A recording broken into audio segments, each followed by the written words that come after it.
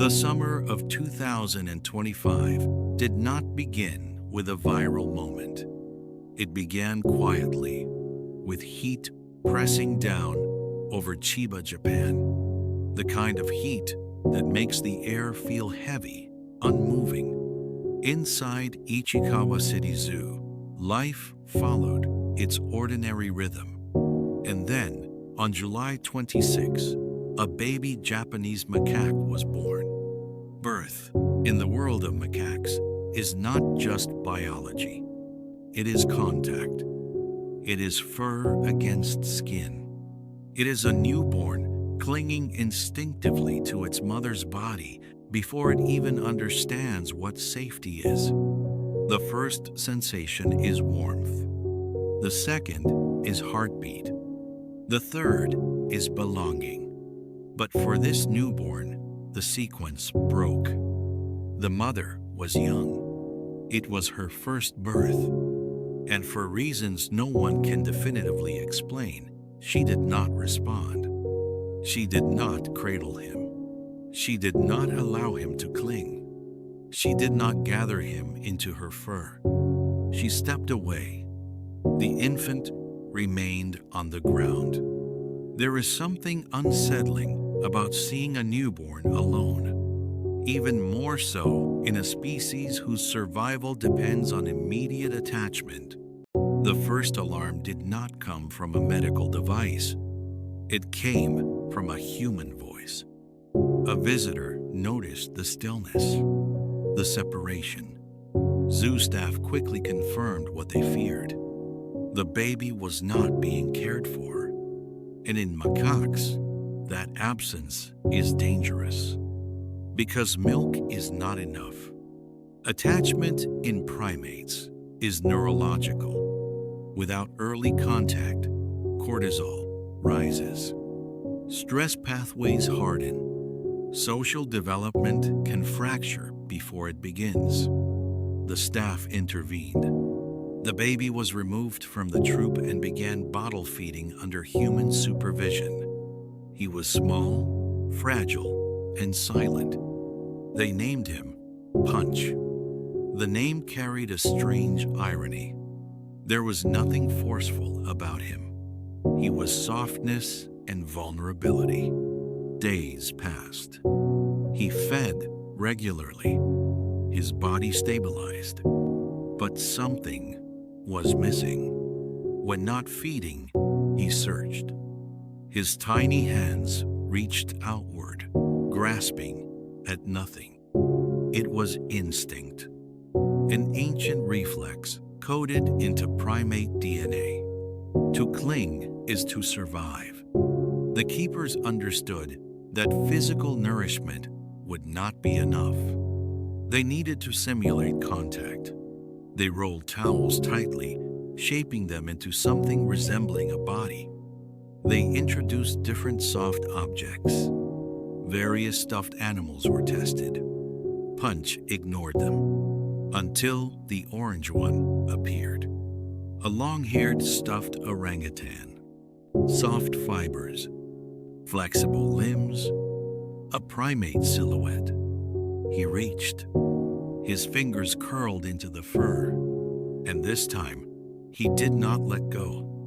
From that moment forward, the stuffed orangutan was no longer an object. It became structure. It became regulation. It became the replacement rhythm his nervous system needed. He dragged it across the enclosure floor. Sometimes, the toy was nearly as large as he was. He stumbled under its weight, but he carried it anyway. He slept pressed against it. He ate beside it. When startled, he grabbed it tighter. It was not play. It was survival. Weeks turned into months. Punch grew stronger physically. His movements became quicker. His eyes more alert. But another challenge waited ahead. Macaques are not solitary creatures. They are social architects. Their societies are layered with hierarchy, dominance, alliances, and community. communication. And those systems are not taught by instruction. They are absorbed through proximity. Punch had missed that classroom. On the 19th of January, 2026, the zoo began gradual reintroduction. He was allowed back into the Monkey Mountain enclosure in controlled stages. Keepers observed carefully. The first encounters were tense. An adult male approached. A brief shove, a warning gesture. Another female pushed him aside. Online, short video clips began circulating. Without context, they looked harsh. Comments exploded. Bullying, cruelty. Save him. But primate societies are not human playgrounds. They are structured ecosystems. Boundary setting is physical. Testing is normal. Zoo officials clarified that there was no single aggressor repeatedly targeting him. Interactions were consistent with social adjustment. And crucially, Punch did not collapse. He returned, again and again. After moments of tension, he would retreat to his orange companion. Hold it. Pause. Regulate. Then try again. That pattern mattered. Then February arrived. A visitor filmed him dragging the toy across the rocks.